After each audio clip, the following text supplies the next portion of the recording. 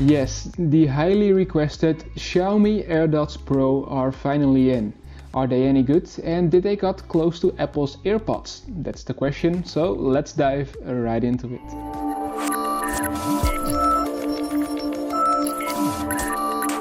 You'll find the Xiaomi AirDots Pro in this white box, and it's not very identical to the original box, but from the inside it looks very identical. First you have the headphones, and below that you have a carrying case or a charging case. And you also got a USB Type-C cable, an extra set of ear tips, and a user manual which is in English. Strangely enough, the AirDots Pro, the upgraded version, come with Bluetooth 4.2, and that's very strange because the original AirDots come with Bluetooth 5.0. Moreover, nowhere on the packaging or in the manual is mentioned what the battery capacity is. However, it does say that it will last at least 3 hours at 80% of volume, and that is actually pretty accurate.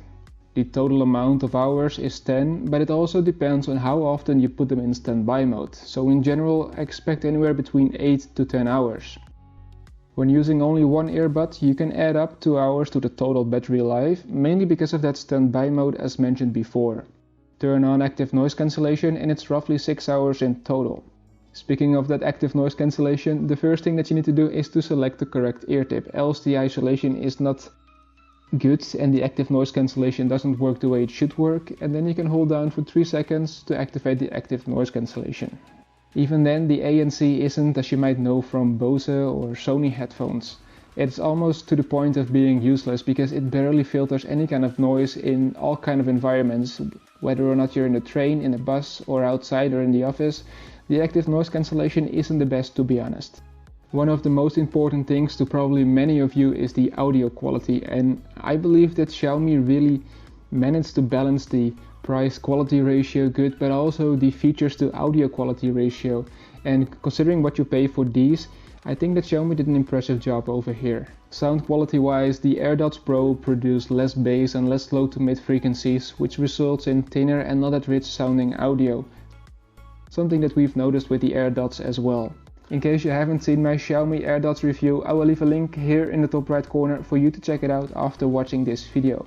Now, regarding the maximum output on these AirDots Pro, the audio will start clipping the highs and it loses the clarity quickly when increasing the volume. And the latency is very acceptable, even though it's only Bluetooth 4.2. One of the features that I really like is that whenever you pull out the AirDot, the audio or the music will stop playing. The weird thing is though that the moment you plug it back into your ear, it won't resume playing music or audio. Now, in terms of comfortability and how they fit, that's once again a personal thing. In general, I really don't like the in-ear models myself, but I do keep in place even with excessive shakes of the head while jumping, and thus most likely it will fit you as well. The other thing is, what do you prefer or like more? Do you like the Apple AirPods more or the industrial, I think it's an industrial look of the AirDots Pro from Xiaomi? Let me know in the comment section, or let us know in the comment section down below. So besides improving the active noise cancellation and the audio, the microphone isn't the best either. It's like you're on a Skype call with an old dial-up connection from a decade ago. And to come back to the charging case, I'm just not a really big fan of it in general. It is bulky, it doesn't have this nice snappy feeling from the Apple AirPods. It has sharp corners and sharp edges, it's thick, and it's uncomfortable in my jeans as well. Last but not least is the strange Bluetooth choice 4.2, and upgrading this to 5.2 will be preferred since it brings a better battery life to the table. And also because 10 hours of battery life is nothing compared to Apple's 20 plus hours. For Android smartphones, there weren't a lot of good true wireless stereo headphones till recently, let alone say close enough to the easiness of what the Apple AirPods can offer in combination with an iPhone. And I think that we can conclude that these AirDots Pro are super interesting, albeit that you have to keep in mind a few of its downsides.